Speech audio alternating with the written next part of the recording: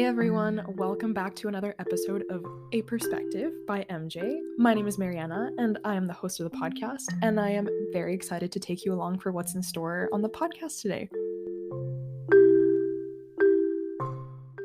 Thank you so much for tuning in, you guys, to another episode of the podcast. If you're new, welcome, and if you're not new, welcome back. It is so nice to be behind the mic recording again. I have missed this a lot. I'm so sorry for the little hiatus. It has just been super busy with school once again. I feel like I said that the last time I recorded an episode, but it's always 10 times more hectic than you initially expect life to get. So my apologies. I have been like every single week I try to block out time to make an episode, but I always want these to be super meaningful, so I always try to take the time to plan them out and really think about what I want to say and find some references and all this stuff to back up what I'm saying. So when I can't do that, sometimes it just doesn't feel like I'm going to deliver something meaningful. So I really wanted to make this episode meaningful because I'm really excited about what we're going to talk about today. And so I thank you for your patience. It's been a while. Hope you're all doing great. I hope you're all enjoying the fall season. If it's nice and beautiful with yellow, orange, red trees wherever you are, and if you're enjoying sunnier, colder weather, hope you're making the most out of it as well. It is super nice here on Vancouver Island, and we've got the beautiful fall season is in full swing right now, and it's just amazing to get to go outside, and especially on my campus at the University of Victoria, it's just the coolest thing. Like, I want to be outside all day, but it's also really cold. So hope you're all doing well. I hope you're all thriving and that you're excited about what we're going to talk about on the podcast today. I hope that today's topic helps you, and especially if you're stuck somewhere, you're feeling uninspired, unencouraged to move forward with whatever you're working towards, or towards working towards a new goal. Wow, I said towards like 5 times in one sentence. But I hope that today's episode helps you get on your feet and working towards whatever you are aspiring to accomplish. Before we get into today's episode, I do want to take a moment to respectfully acknowledge that I am recording this episode from the unceded traditional land of the Lekwungen-speaking peoples, as well as the Songhees, Esquimalt, and Wasanich nations, who continue to have a relationship with this ancestral land. And as an uninvited settler to this land, and as someone who has the privilege of being here without worrying about losing my status on this land, I look forward to continuing to bring conversation and awareness about this topic to the people who are tuning in. And if you are tuning in and you sit through these territorial acknowledgements, I want to thank you, because I think that it's really important that we all take a second, at least a couple times in our week, to express our gratitude for where we are and where we are able to live without fear of potentially being driven out or our land being taken from us. And as such, I think that it's super important that we continue to bring light to this conversation and to keep talking about it and to keep talking with each other about ways to continue bringing change and ensuring an adequate and just lifestyle for all people in our community. So today's episode is a topic that I have been brainstorming for the last couple weeks, and something that I've been really wanting to touch upon. And if you followed me on my Instagram handles, whether it's the podcast Instagram at aperspective.bymjpodcast or at Mariana's Perspective, you'll know that I've been kind of touching on a few of the things that I'll be mentioning today in some of my posts. And so I wanted to compile a lot of that information and turn it into a podcast episode, and as an aside, provide additional ways that you guys can tackle some of these mindset shifts that I'm going to be talking about today and how to apply them to your life. And the way my mind works is that I really like to take common topics and figure out how to turn them into more tangible, easily digestible, and I guess more encouraging, more inspiring ways to relay them to people so that they stick with you. So that's just how my brain works. That's just how I found that I get through, and how I am able to synthesize things in my brain and apply the things that I learn from books and stuff, so that I can constantly remember the words of wisdom that I take in, and then so I can remember them down the road when I'm living my day-to-day. So that is kind of the intent behind this episode today. And like I said, I hope that what we talk about today resonates with you, and that hopefully it helps you as you move forward on your journey towards whatever you are working towards, whether it's a goal you have in mind, with whether it's fitness related or personal development related or business related, whatever that is. Hopefully today's information helps you out in one way or another. So without further ado, let's get right into it. So the first mindset shift that I want to talk about today, that I think, and based on the data, will help you succeed, is that having a gratitude mindset does not mean toxic positivity. So gratitude practices, gratitude journaling is something that we hear about a lot in on Instagram, in scientific literature. We've heard about how the data shows that starting off with 5 things that you are grateful for as soon as you get out of bed, or whether you write them down in a journal first thing in the morning or at some point during the day, your endorphin levels go up, you feel happier, you feel more relaxed, you feel more present. There is data to show all of this, right? Like we all know this, right? It's been taught a lot. But I kind of wanted to look at this from a different angle and provide an initial incentive as to why having a gratitude mindset is so beneficial and how to not confuse it with toxic positivity, because this is something that I've feel like I've clashed with people in the past, and I think that it's one of the things that really drives people away from taking on gratitude practice in their day, because it can feel, if you're looking at it from the wrong lens, it can feel like something that it's not, which in this case is toxic positivity. So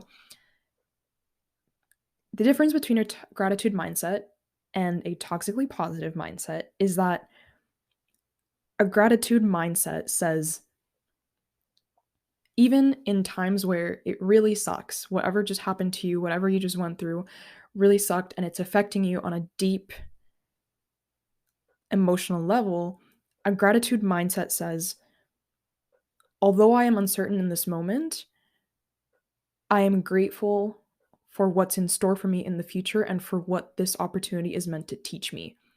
Whereas toxic positivity says, I should be grateful because at least it's not blank, or this could be worse, so I should be grateful, or why am I not grateful? At least I have XYZ things, right? So you can see how these two mindsets, the difference between them, can really set a tone for how you perceive situations, because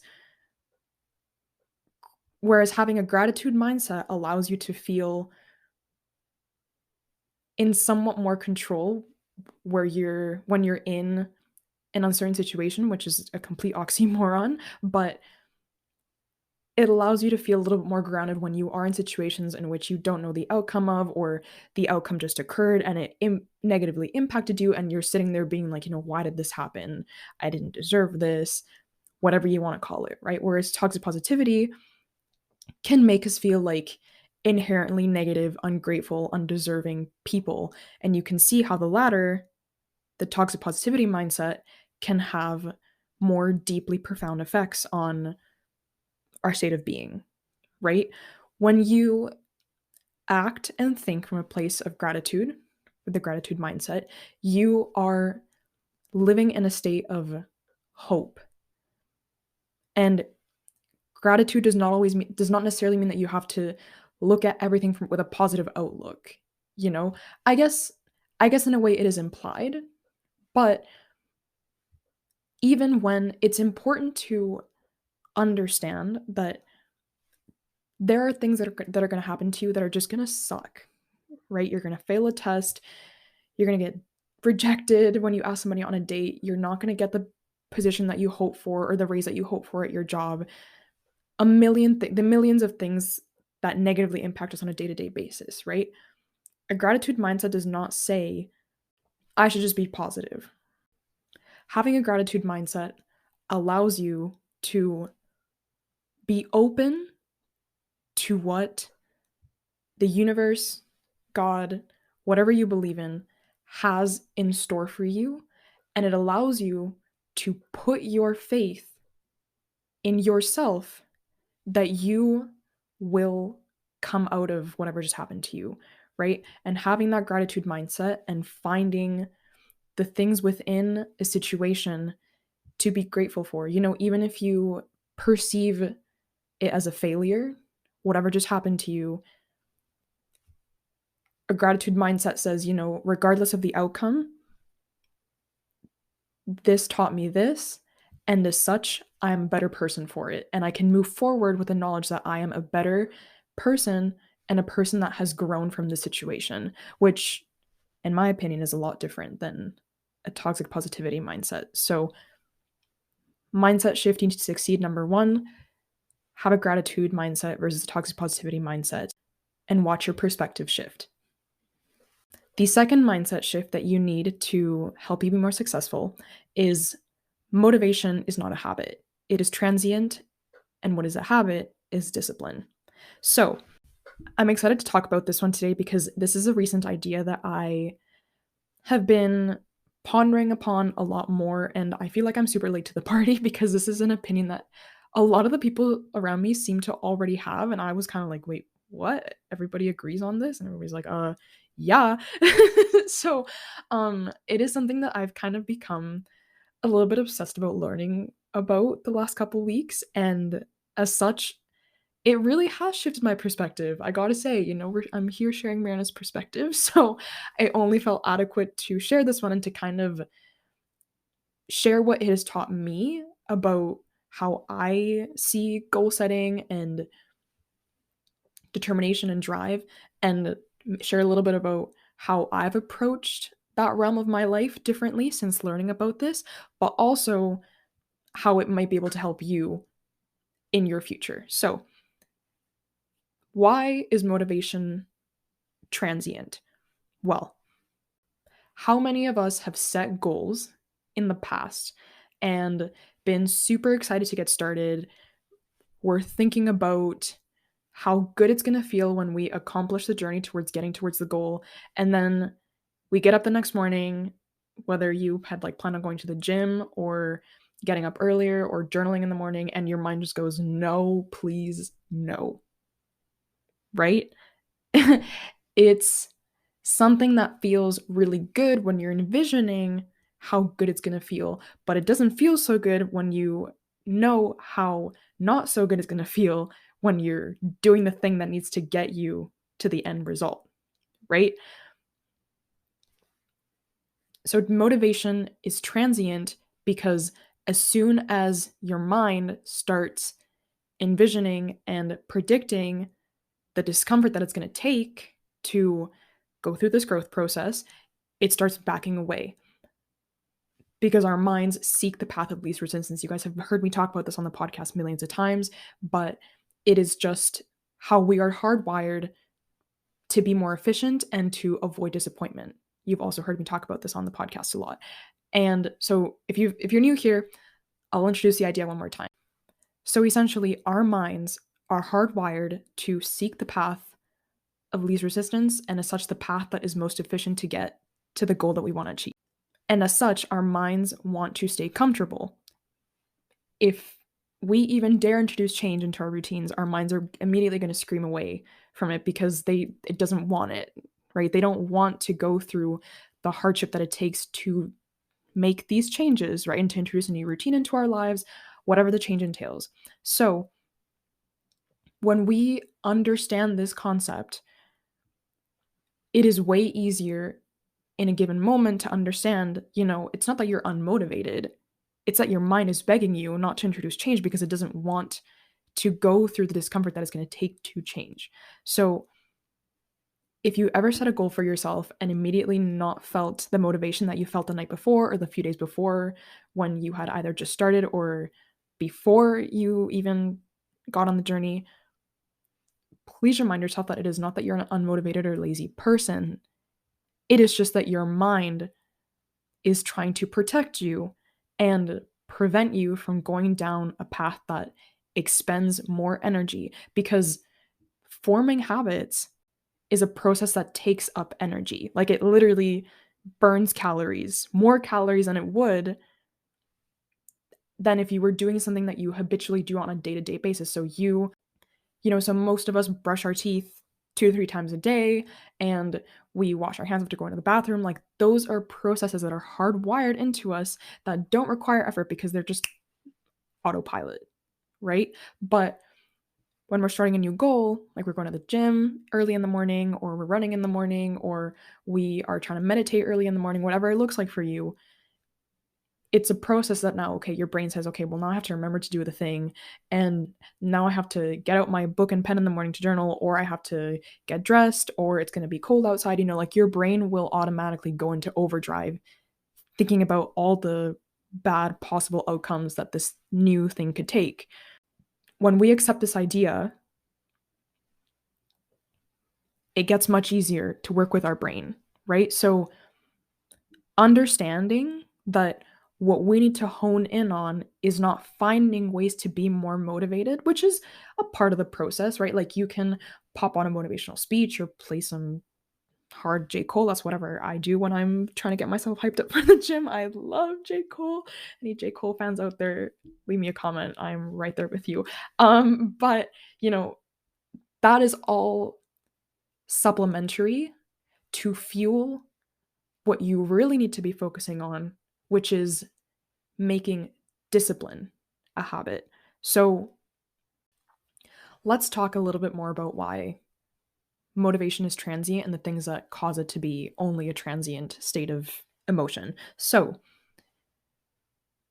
if any of you guys are psychology students out here, or maybe personal trainers, I am currently off topic, but I am currently studying to get my personal training certification here at school, and super excited about it. But it's been really cool because it applies a lot of behavioral change theories and applications, which is honestly like one of my favorite things about the process, because it's what I strive to do with this podcast and my online platforms, is to inspire change at the behavioral, personal, spiritual level, right? But anyway, off topic, just throwing that out there as a little life update. But if any of you guys are personal trainers out here, or psychologists or sociologists, or if you've ever heard about this concept called the self-determination theory, is you'll understand a little bit about why motivation is sometimes really hard to find. And self-determination theory essentially looks at where we get our motivation from. So it's a big continuum, but essentially there's 3 main stages. So there's amotivation, which is when we are not all motivated, when we are setting out to do a goal. So amotivation is I have no desire to change, essentially, right? Later down on the continuum, we've got extrinsic motivation. And extrinsic motivation says, I am motivated because of an external reward that I know I'm going to get once I achieve this goal. So it can be money, it can be some incentive that your employer gave you, it can be, some trophy that you might get, whatever that looks like, right? It is an external thing that is going to be rewarded to you when and if you achieve this thing. And then we've got intrinsic motivation, which is that the drive to change and to achieve a certain goal comes from within. You don't it is completely for you because you know that it is going to make you better and it's going to make you feel good, right? So the thing about intrinsic motivation, though, is that people set out to do goals with the conception that they are going to become intrinsically motivated, right? Like, when they set up to do a goal, say you are trying to, I'll use this example because I'm a runner. So say you decide that you want to start running 3 days a week, and you have absolutely no experience in running. You might not even like it that much, but you set out because you either need to improve your cardiovascular fitness, or you want to get into running, whatever the reason is. Initially, the incentive is, I just want to get this run over with because I'm going to feel just so much better with myself after, and I'm not going to feel guilty about it, right? Some would argue that that is an intrinsic way of thinking, but really it's extrinsic, because you know that afterwards you're going to be rewarded with the feeling of no guilt because you didn't skip your run, kind of thing. I would argue that that is very extrinsic, but the thing is, you can't just force yourself to become intrinsically motivated, and you cannot expect intrinsic motivation. Like, there's no timeline on intrinsic motivation. You're not going to run for a week and then automatically realize that, oh my gosh, like this is what was meant for me and this is going to make me better. You might, but it isn't going to shift your mindset right away. So it's important to not set out with the dream of achieving a goal with the intent on just simply becoming intrinsically motivated. It's important, but sometimes the harder you try, the less you accomplish, and this is one of those instances. So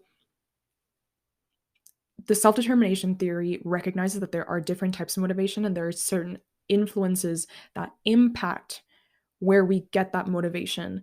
And a big aspect of these external influences that impact our motivation are our three core psychological needs.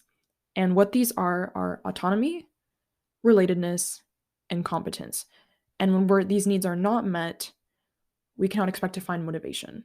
So autonomy refers to the fact that we like to feel that we have control over what we're doing and that we have a choice over what we do.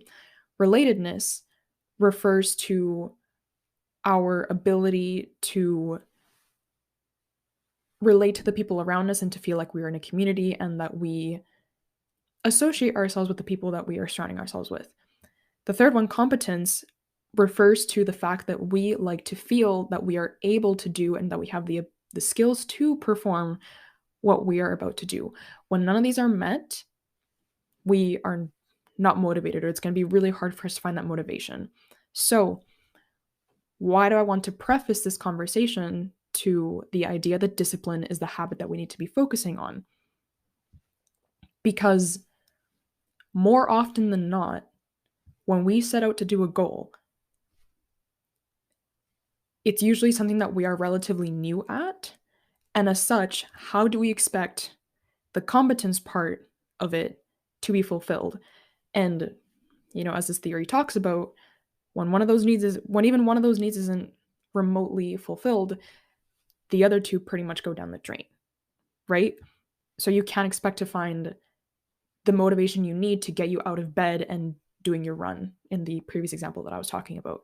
So I want to use this second mindset shift to lead into my third one.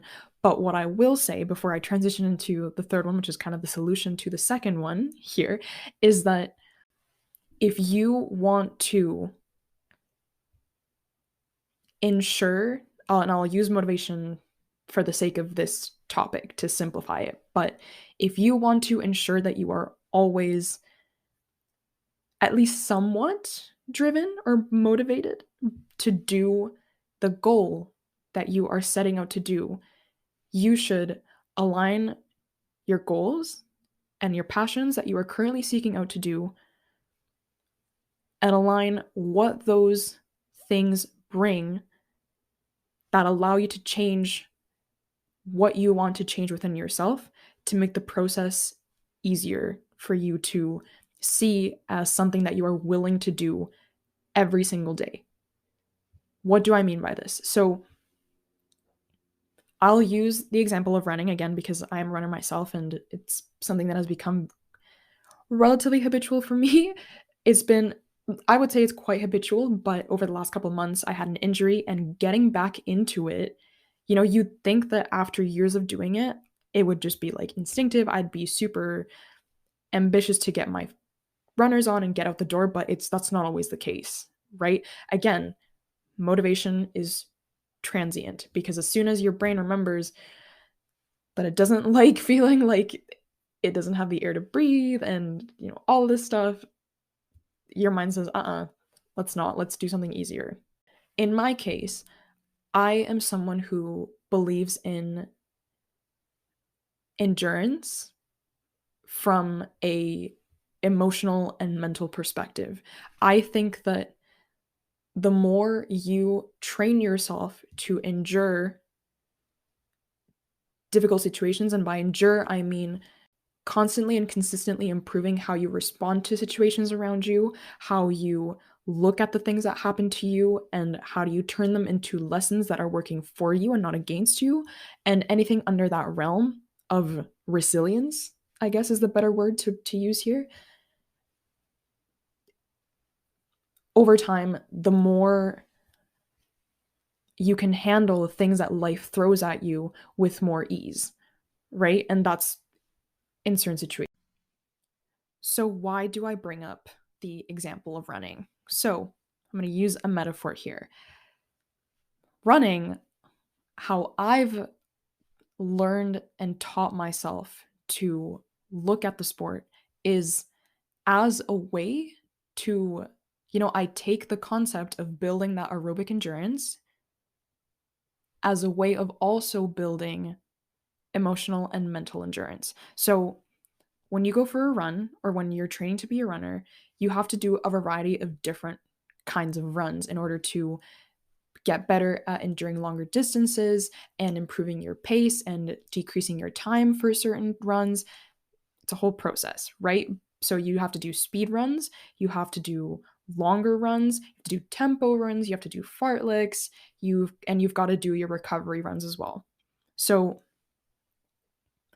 what these runs teach you to do is how to respond to the ever and consistently changing needs of the runs that you go on so that you can achieve your goal, right? So when you're running, you're going to hit hills, you're going to hit curves, you're going to hit stoplights, you're going to run in bad weather, you're going to run in good weather, you're going to run under bad wind conditions, all the beautiful things that come with running, right? And if you go on more runs and the adequate runs that allow you to learn how to adjust to those demands, the better runner you're going to be, right? And of course, with running comes, especially with longer runs, comes the pain of you're feeling your lungs giving out and your legs are cramping up and you're going up hills and your legs hurt and you're feeling yourself burn out. But once you overcome it, for me, every single time I hit a really steep hill and I know I'm under a time constraint because I've told myself, I'm going to run this 10K in under 47 minutes today. So I need to be smart here and make it up this run and be smart about how I approach this hill so that I can keep running efficiently. Every time I hit hills, I tell myself, who's going to win? You are the hill. Anyway, not to extend this metaphor any further, but my point is that because I have aligned my goal to become a better runner, because it's my favorite sport, with my desire to be the best version of myself that I can possibly be, and by part of that is being able to endure efficiently the demands that life throws at me, running has become a process that I have married to this mindset to make it easier for me to get up even and go for a run even on the days when I don't want to, right? And I guess you could argue that that is motivation, but why I like to see it as discipline is that there are many times where I don't feel motivated in the mornings to go on that run and my brain is screaming and begging for me to just get back into bed because it's cold now, especially that we're in October here on Vancouver Island. It's windy and it's rainy, but motivation says, yay, let's do this. It's going to feel so good, Discipline says, that if you don't do this, you are impacting your own growth and your own accountability within yourself. So you better get out of bed and put your runners on, right? Discipline says you may not be motivated right now, but you know what's good for you. When we can look at it from this perspective and not see ourselves as inherently lazy people, but as people who are, we just want the comfort of what's familiar to us, I think it's easier to forgive ourselves a little bit and to really work with ourselves in taking on new challenges, which I think leads perfectly into the third mindset shift that I want to talk to you guys about today, which is to achieve big goals, you have to overcome little steps first. Micro-habiting is your best friend. So if you follow me on Instagram on @Mariana's Perspective, you saw this post. You hopefully saw me make a post about that this week about what micro habits are and why they are so beneficial in the goal setting process. So raise your hand if you have set a big goal in the past and maybe it's something that is super far out of your comfort zone and maybe you haven't traced out the steps that it actually is going to take for you to get to that goal. And so you're sitting there and mentally you're like looking up a goal and a journey, the height and the length of like Mount Kilimanjaro. And you're like, oh my gosh, I'm never going to reach the top. And then very soon after setting the goal, you back out. Raise your hand. It doesn't feel good, does it? Right? Especially looking back on those goals that you've set and not accomplished, or maybe it's taken you super long to get to them. It doesn't feel good, right? Because after a long time and repeated attempts at accomplishing a goal and not doing it because you have backed out of it, the psychological and emotional implications that this has on us are more profound than we can imagine. Think about how much this impacts your accountability with yourself, your self esteem, and your confidence in taking on future challenges. You're not going to feel so good going into them. And how many of you have been presented with an opportunity or been tempted to start another goal and immediately said to ourselves, odds are I won't even accomplish this, or odds are I won't even do this because I didn't finish the last one or because I'm not capable of it. That is so damaging to our persona.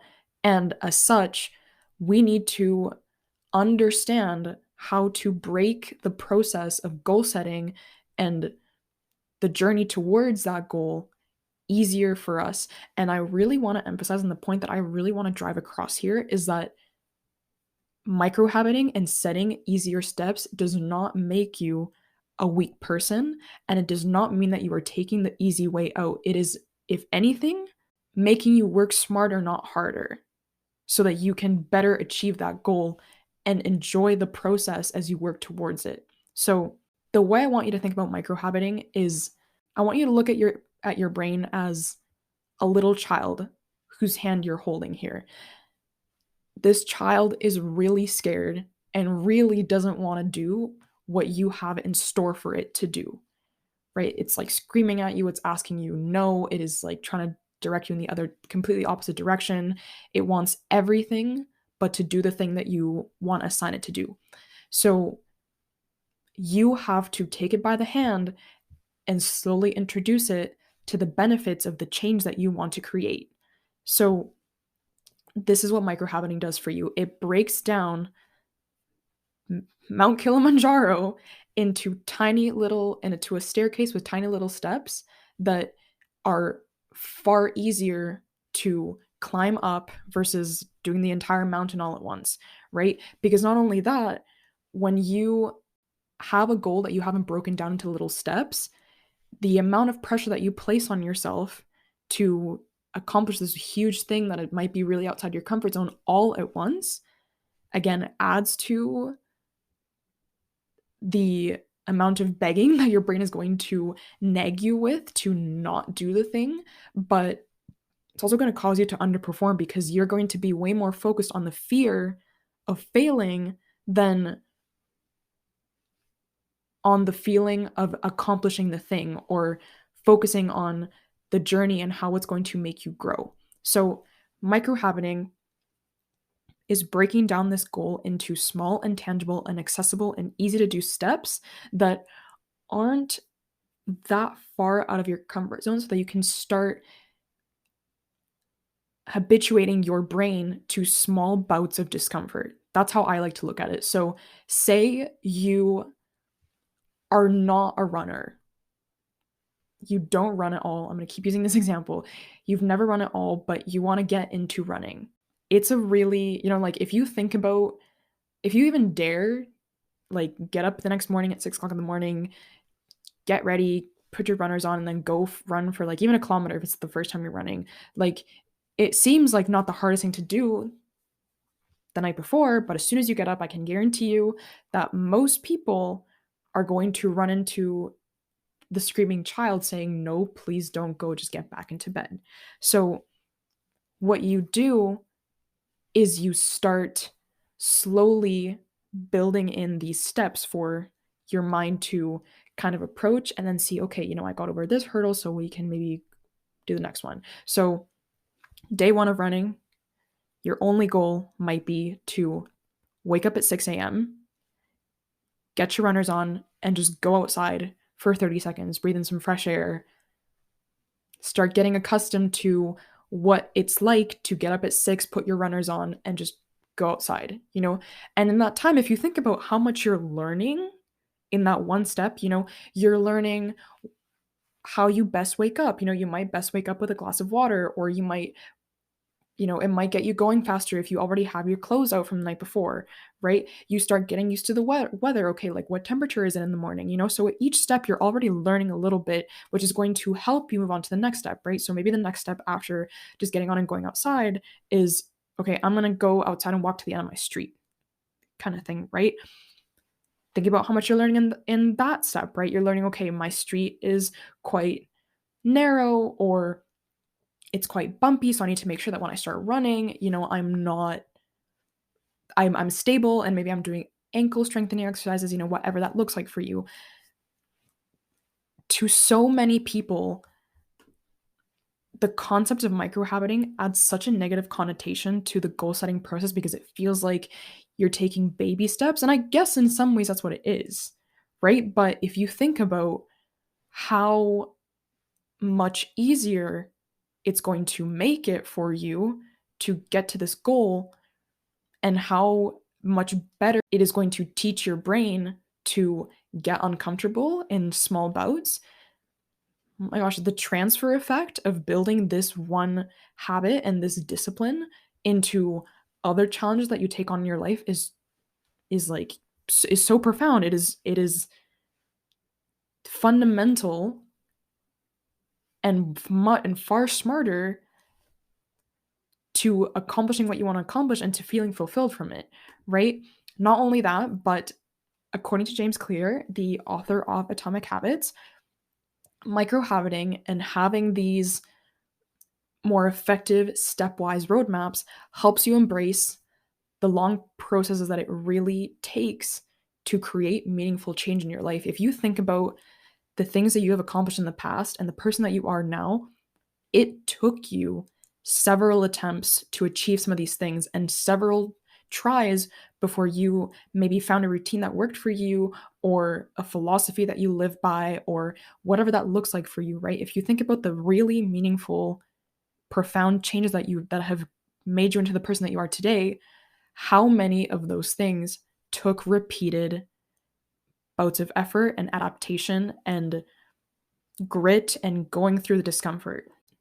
As an aside, microhabiting is a roadmap that allows you to be more flexible because, like I said, in individual steps, you are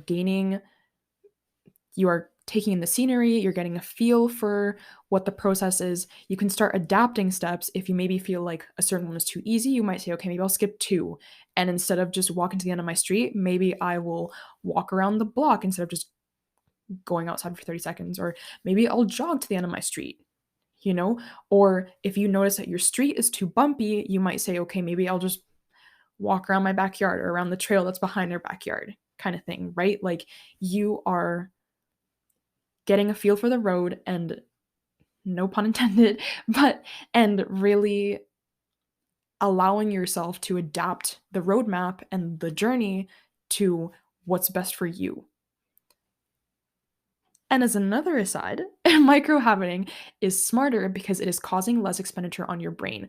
I touched upon this in the last point, but setting new habits literally burns more calories because your brain now has to make the conscious effort of remembering, to do this on a certain day, or it's got to get used to this new process, all the good stuff that comes with setting a new habit, right? So by doing this, you are causing less energy expenditure over an extended period of time, which eventually, becomes greater as the steps get bigger and harder and stuff. And as such, you are training your brain to become a little bit more comfortable with the discomfort, but also think about the emotional and personal change that it's having on you as you go through these steps, right? Because even when you overcome one step that may not feel that hard to you, think about how good it feels to overcome that one step and how much accountability you are building with yourself to overcome the next one.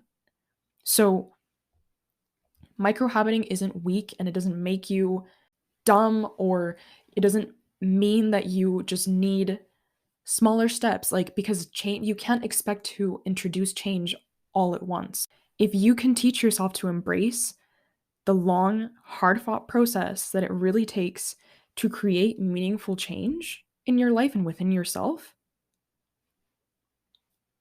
you're pretty much set for life, in my opinion, because that's what life is, right? It's enduring, learning how to adapt to your ever changing situation and demands, and embracing those changes and watching your own growth through the process, right? Because that's another thing tied into what I was mentioning about discipline earlier, right? When you are disciplined enough to recognize that subjecting yourself to consistent discomfort, it's what's going to make you grow as a human being and into the better version of yourself, that is what will get you up in the mornings without fail, right? It's the you may not want to, but you recognize that this isn't who you want to be, and that you know that you are capable of better, and as such, sometimes getting up is the best part. But I say that with a grain of salt because at the same time, you want to listen to your body. If it doesn't want to run on some days because it's tired or because it's sore, listen to it. And you will know when that is. But discipline is the muscle that we all need to be working to build versus seeking motivation from quotes, from other people, from motivational speeches. That is supplementary to the real habit that we are trying to form here, which is discipline in creating a better version of ourselves. The fourth mindset shift that I want to touch on today to hopefully make you a more successful and happier person is integrity is a feeling. Big shift away from the last year that we've been talking about, but this is another concept that I've been really obsessing over the last couple weeks after really doing a deep dive into what integrity is at its core and why it is so important, but also why it's so hard to be authentic to ourselves when we are constantly and consistently in environments that tell us that we should do otherwise. So, why I say this is because when you are living in integrity, you feel it at a deep emotional and spiritual level, versus when you act out of appeasing the people around you, you get further from yourself and you can also feel that at a very deep emotional and spiritual level. So when people talk to us about authenticity and living in the person that we are and the person that we want to be, rooted in our goals and our own standards, it's much more than saying, I value trust, and therefore I'm going to be a trustworthy person to all, and I'm going to search for trust in my relationships, right? It is, I believe in trust, but why? And establishing your own reason as to why you value that trust. And as Glennon Doyle says so elegantly in her books, establishing why that is your beautiful truth and how you want to establish trust in the people around you, but also people's trust within yourself. So, authenticity, like goal setting, if we're really tying all our ideas together here, is like setting a habit or like setting a goal, right? It is defining your whys to like a microscopic level so that you know that it's meaningful to you. Justin Baldoni, who is the author of Man Enough and also one of the co-hosts of the Man Enough podcast says, if your cause has only one why, it's not strong enough. You need to have at least 2 or 3 whys, and even more than that if you can, so that you know that it really is meaningful and true to your heart and true to who you are and true to what you want to do and the kind of influence that you want to have on this earth, right? So integrity isn't just saying, I have a set of values that I uphold every single day, right? It is saying, I have a set of values that I've created for myself, and I believe that each and every single one of these is important because of this. And here is how I am creating my reality around these values so that I can live the life that I want for myself. And I'm painting it from a completely blank canvas and making it how I want because of XYZ reasons that are important to me and that are true and beautiful to me. So, why I say integrity is a feeling is because when you are living the life that you have and currently are painting for yourself from a blank canvas, be, in a way that is true to who you are and what you want, you feel at peace. You are at peace with the knowledge that you are comfortable and happy with the art that you're creating. If we're going to continue with the canvas metaphor, you are happy with the art that you're creating because it's true to you.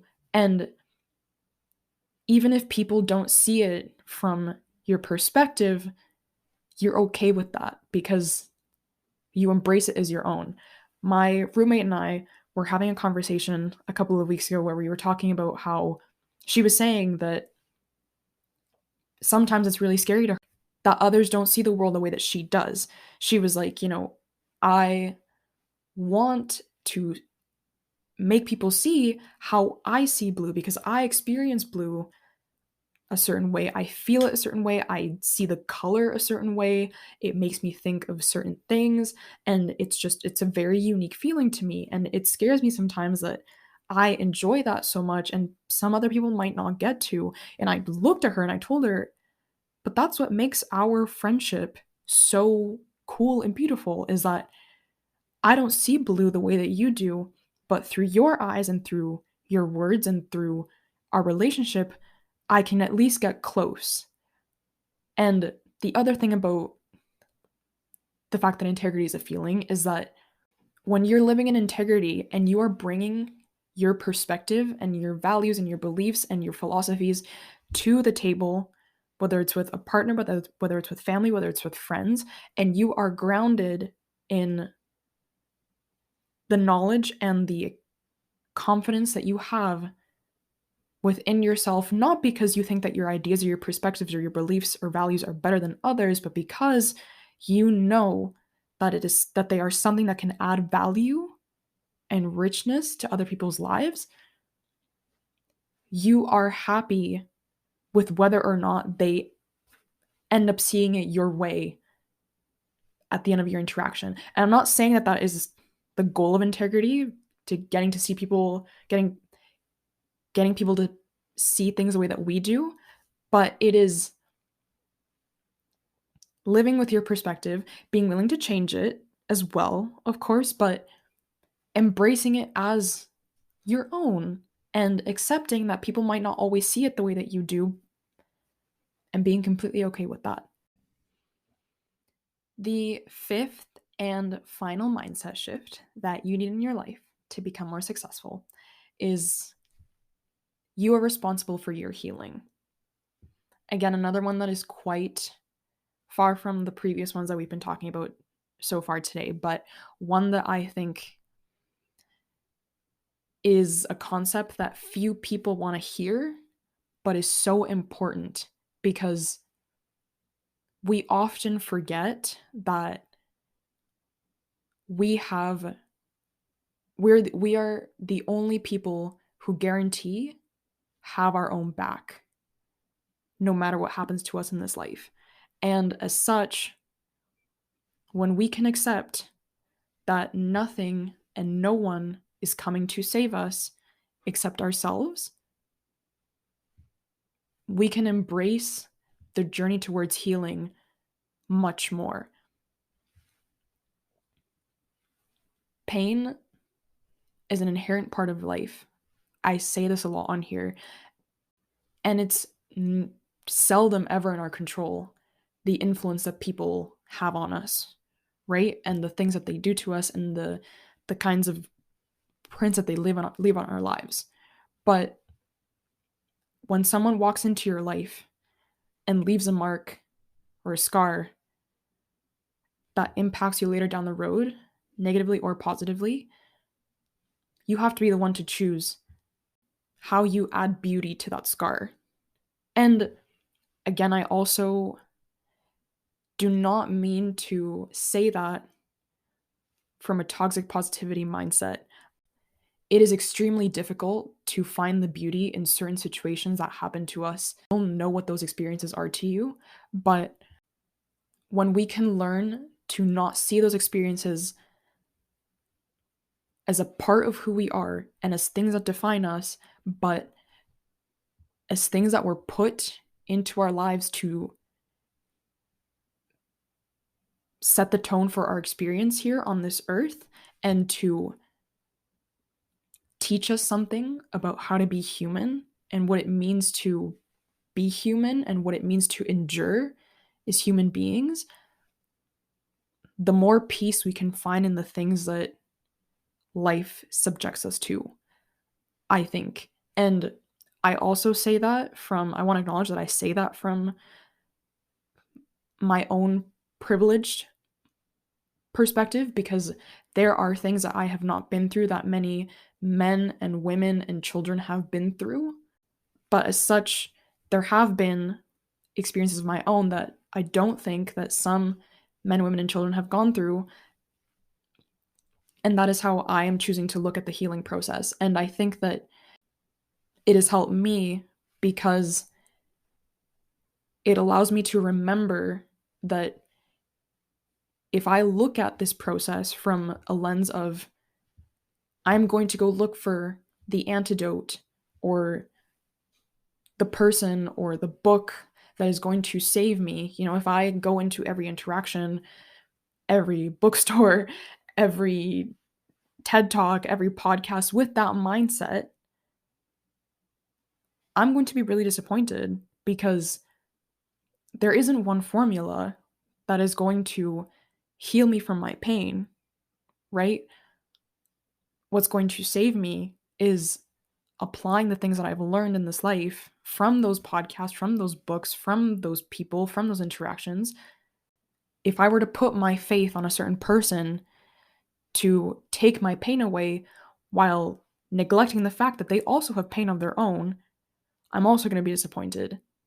And if I put my faith on the people that hurt me to do the healing for me, when hurt people, which means the people that hurt me also have hurt of their own to deal with, and the way that they perceive how they hurt me in their eyes might be justified, or they might never see the pain that it inflicted on me. If I neglect that and expect them to do the healing for me or to pick up the broken pieces and put them back together, I'm also going to be very disappointed. And I'm not saying that you don't have a right to express your pain to the people that hurt you, because you do. You're allowed to expect more from people who hurt you if you voice your concern, so that you can ensure that doesn't happen again in the future. So if your partner said something to you that didn't fly with you and might have hurt you, you're allowed to voice that to them and come up with ways together so that it doesn't happen in the past, and so that both of you can walk out happy and further grounded in each other's boundaries and values. But there's a difference between setting that boundary and making sure that you're both on the same page about the change that needs to happen from both of you so that it doesn't happen again in this particular example. There's a difference between that and expecting the other person to pick up those pieces completely and do the work, because in the example of that we were just talking about here, you may have internalized, you are the one that is responsible for how you perceive that comment and whether or not you internalize it, because you have, it's very hard. I say this with a grain of salt because it's a process that takes time to build, but you have a choice as to how you respond to the things that people say about you. If you are deeply grounded enough in the person that you are and the person that you know yourself to be, people can throw sticks and stones at you and they might have absolutely no effect, right? They might, but in the moment, but if you can go back later and say, well, I know that I am XYZ of a person, does it really matter what they said? You know, again, there is no shame in being hurt at the way that people might perceive you, because we are also wired to seek validation from others, but you have that choice. And if you choose to internalize the things that people say about you, to you, behind your back, about you, whatever it is, you are contributing to your own pain. And as such, going back to the integrity idea, you need to build your own beautiful truth about who you are and what's important to you in this life. And when you can accept that you are the person that is responsible for that and for setting the tone of how you want the rest of your life to look and how you want your relationship with yourself to look, you will feel more in control of your ability to overcome the adversities that come your way, but also your relationship with yourself and your ability to look at yourself as not something or someone that needs fixing, but as someone who is going through the ups and downs and the highs and lows that life intended for you, and you are discovering them, and you're discovering them what they are for what they're meant to teach you and for what they are meant to help you discover within yourself.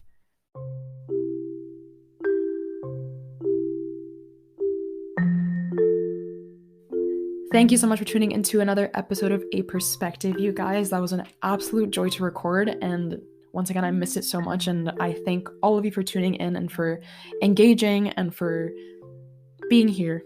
Really, I feel so privileged to get to talk to you guys behind this mic and share some insights with you. It's really, really awesome. So if you enjoyed that episode, don't forget to leave a like and subscribe on Apple Podcasts, Spotify, wherever you're listening in from. Shoot me a DM or an email on Instagram at aperspective.bymjpodcast, or like I said, you can email me. It's perspectivebymj@gmail.com if you have suggestions for future topics, or if you want to be a guest on the podcast.